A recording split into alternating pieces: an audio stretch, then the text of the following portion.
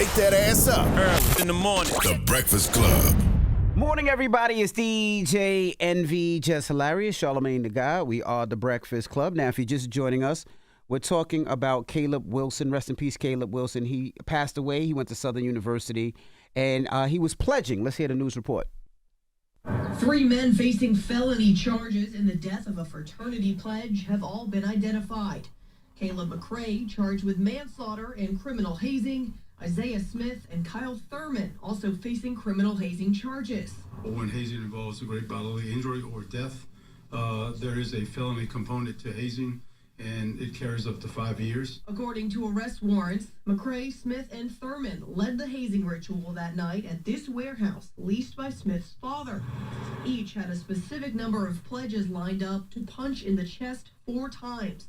Witnesses say McCrae was the one who punched Caleb Wilson, causing him to collapse and become unresponsive. The group went to check on Caleb, made the decision to change him out of his clothes and bring him to the hospital 10 to 15 minutes after he collapsed. At no point did anyone call 911. Damn. So sad. What's the question? 800-585-1051. Do you think hazing should be removed from the pledging process, or is it tradition? That is the question. I mean, I have no idea because I'm not a Greek, but my only advice to the Greeks would be don't do things that could potentially kill people. Like, y'all not gangs jumping each other in. You're a fraternity. Think of something smarter to do. Yeah, I'm with you, but let me ask you a question. I'm sure they didn't think that punching somebody in the chest with a boxing glove would kill him, though. Oh, that's what happened? That's what they said, yeah. Punched him in the chest with a boxing glove on. Oh, yeah, I didn't hear the boxing glove part in the news reports. Yeah, but I'm sure they didn't think that would kill him. But you're still not a gang. Like, I don't see why you have to do something like physical violence. You know what I mean? I don't know. But it was still 4 of them doing it. Like, all of them had to do it, though. Oh, so 4 people punched him in the chest? It was that's what the hazing was. It was going to be all 4. It was like 4 of them. And I don't even think he made it through all 4 of them doing it. Yeah, you hear about Bloods and Crips jumping each other in. I ain't never heard that with no sorority. I just it shouldn't be physical violence. Like, y'all are a fraternity. Like, think of something smarter to do. Well, hazing isn't legally part of the process. That's not what it's supposed to do. It's actually illegal to haze in any organization. It's still, quote unquote, done, but it is illegal to do. So they need to get rid of it then.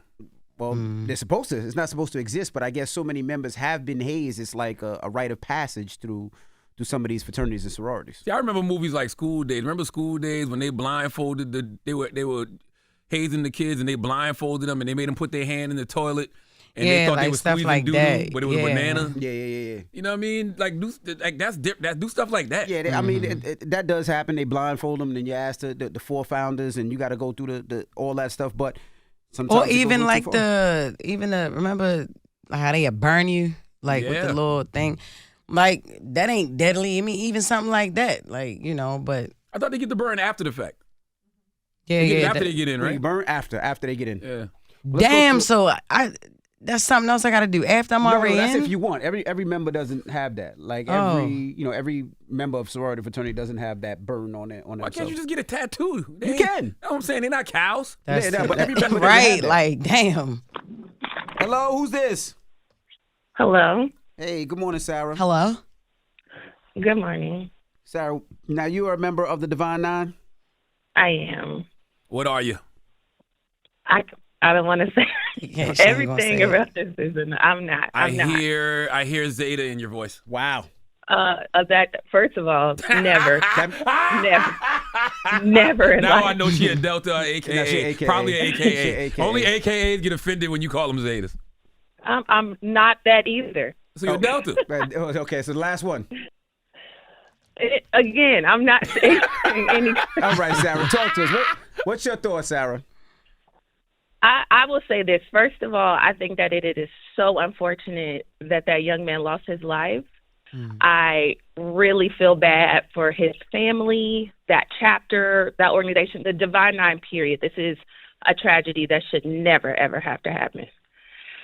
Second, I think that, one, pledging is not supposed to happen, period. It's not legal in any of the Divine Nines. You mean hazing? Pledging is not? Hazing. Oh, you mean hazing. Pledging, okay. no, pledging or hazing, pledging. period.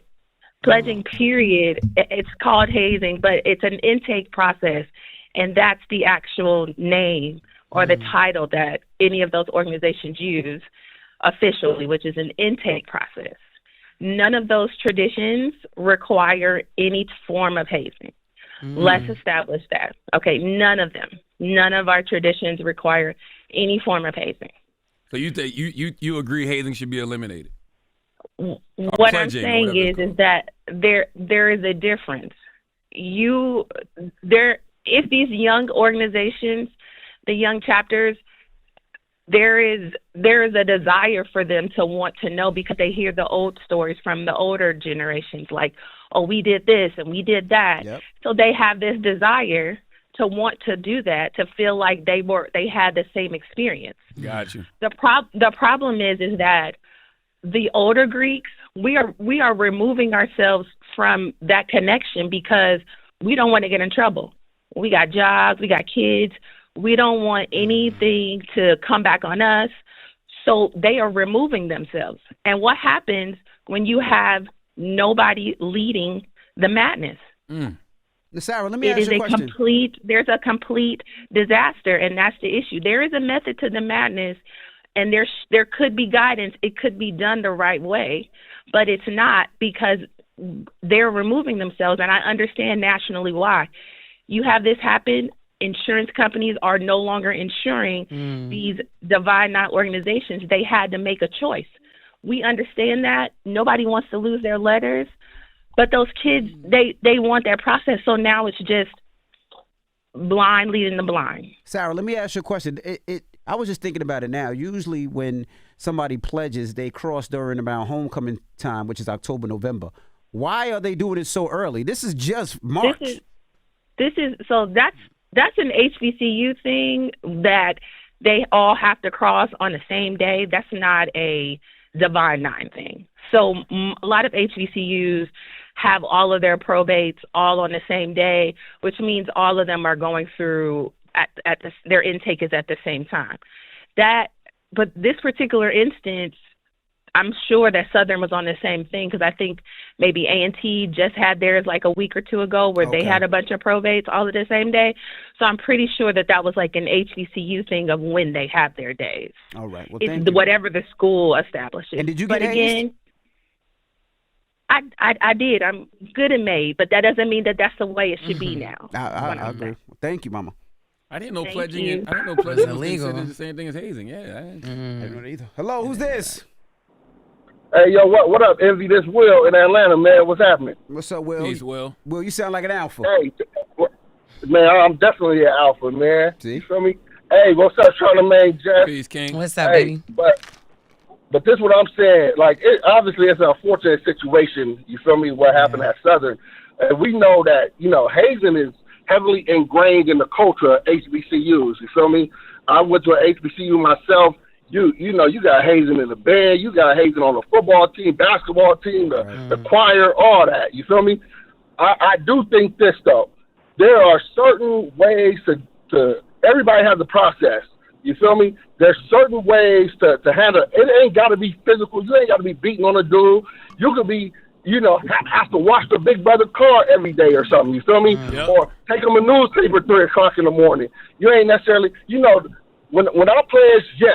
I pledge hard. You feel me? It is what it is. It's what had to happen at that time. Times have changed. You feel me? And that's okay. Everybody don't have to be made. Once you cross them letters, you feel me? You're gonna be respected of your organization as a valued member of that organization. You feel me? Well, so you know what's funny? Well, it's funny that you said that. Like you said, you don't have to put hands on somebody or put somebody where they could possibly die. I remember when I was going through the process, we had to buy 100 turkeys, right? And each grocery store only had 5 turkeys. So we had to drive to every grocery store in the area to buy these turkeys to give them away for Thanksgiving. So that wasn't when somebody... You did all of that and still ain't make the team? Yeah, I did all that. Didn't make no team. This is crazy. My grades, But as I man. said, y'all in college, do something smarter, man. Yeah. 800-585-1051. Do you think hazing should be removed from the pledging process? Let's discuss. It's the Breakfast Club. Good morning. Morning, everybody. It's DJ NV, Jess Hilarious, Charlamagne the Guy. We are the Breakfast Club. If you're just joining us, we're talking about Caleb Wilson, who was killed by going through the hazing process. And we're asking 800-585-1051. Do you think hazing should be removed from the pledging process, or is it tradition? Now, Louis V., who is the program director of our station in Atlanta. Yes, 96.1 to beat. He's also a member of the Divine Nine. Louis V., come to the mic. Louis V.? Louis. Yep. Hey, Louis V., how you doing? Tell us how you got hazed, Louis. Man. What I heard you got a tattoo on your left ass cheek, but you got it before you even got hit. You got put in. What happened? Oh, you wild. Tell us where man. they touched you, Louis. Just wow. Man, you wild. Listen, I'm not talking about my process, but hazing is definitely illegal. I will say that. And I feel like, like everybody said, it's a very unfortunate situation that, that Caleb passed. You know what I mean? It doesn't take that. The last guy that called in, like he said, it doesn't take that. A lot of this stuff can be mental. A lot of things can be done differently. And as I was sharing with Jess earlier, I'm like, social media for one is making it harder. Like when I was coming through, we didn't have social media, but I can't even imagine having it the way we had it back then. You know what I'm saying? Like it is now, going through a process like that. And again, I mean, I don't mind saying, I pledged, but it was definitely it ain't something to brag about. I will say that. I think people are wearing it now like a badge of honor, and these young kids are trying to kind of get a better understanding or trying to feel like they need to be made in a certain way, but it don't take all of that, man, and that's sad. What year did you come across? What do they call it? Crossing over or coming out? What do they call it? It's cross, not coming out. It's not coming out. Because you graduated from South Carolina State University. That's why you in Atlanta? Man, see how y'all got just started. I got to see her face, man. She wild. Was you a sophomore or a junior when you crossed out? I was a junior. Junior. Okay. And let me ask you. It's also commonly known that people feel like people who didn't actually go through the pledging process, they don't get respected the same way. So if you graduated and you became a member of the Divine Nine, that people who actually pledged don't respect those people the same way. Is there any truth to that?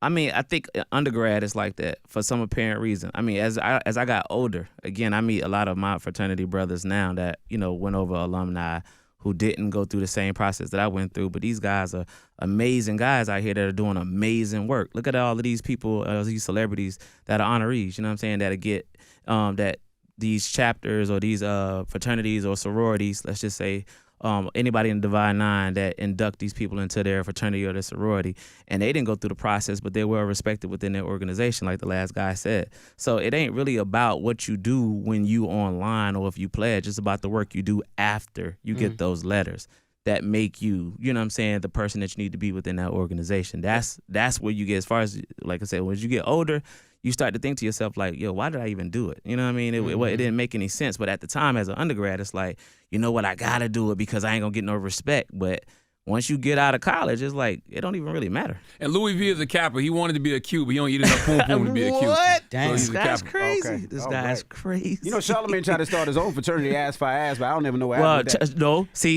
Ass for ass. but see, and I know Charlamagne know about Chuck Fi Chuck, so Charlamagne, you know. You already know. Chuck Fi Chuck 843. Hello, who's this? Yo. Jess said ass for ass. Hello, who's this? Fraternity for the geese. Hello? I love Hey, it. what's your name? Hi, I'm going by anonymous, but my fake name will be Mary. All right, Okay. Mary, fake name Mary. Mary's an AKA. Mary is hilarious. Now, Mary, what's up? Talk to us. We're talking hazing. Should it be removed? So I do not believe that hazing should be removed. I do think that there has to be a process where those that have been in the organization need to oversee. So normally there's a dean and normally there is an elder, someone that is, that's been seasoned, that is should oversee the process. So therefore safety and proper protocols are followed. So I do believe in a hazing process. I don't believe that it should just be unmonitored, because that is when things happen. That is when, unfortunately deaths occur, because there are no parameters around what is being done. So I think that there has to be some type of guidance with the younger, younger individuals that are actually doing the hazing. I'm 25 years in, so I've been in the organization for a very long time. In 2000, I'm an ace. But I do believe that if it is monitored, then hazing is okay. But listen, if hazing is illegal, then there's no right way to do the wrong thing. Correct. So you're literally saying you want these kids to have guidance to do the wrong thing? But you can't just go in and just skate through the process and not follow tradition. You're saying it has to be something. There has to be something. You got to cross those burning sands, right? If everybody could do it, then anybody could do it, and it is an elite group. It should be an elite group where anybody can't get through, right? So there has to be something. I believe in the tradition. I pledged, right? And it was safe, right? It was monitored, but I think when it is not being monitored, that is the problem. That's when anything is occurring. Mary, did they put paddle to ass? Did they put a paddle to your ass? I'm a part of the Century Club, yes. What that mean? What's the Century Club? Paddle to your ass. Well, that's what they paddle you. They hit you on your ass with a paddle. So is it 100 licks? That's why they call it the Century Club? That would be smart.